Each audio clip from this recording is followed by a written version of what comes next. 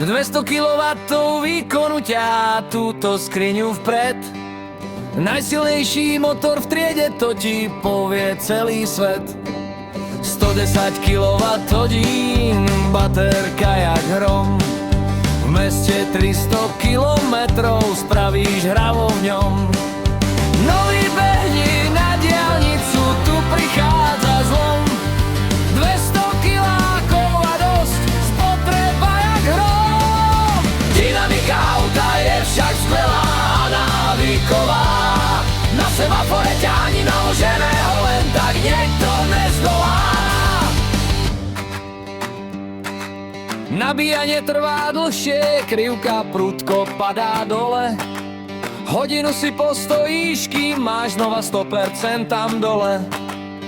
A tá spiatočka pípa jak budík o 5 ráno.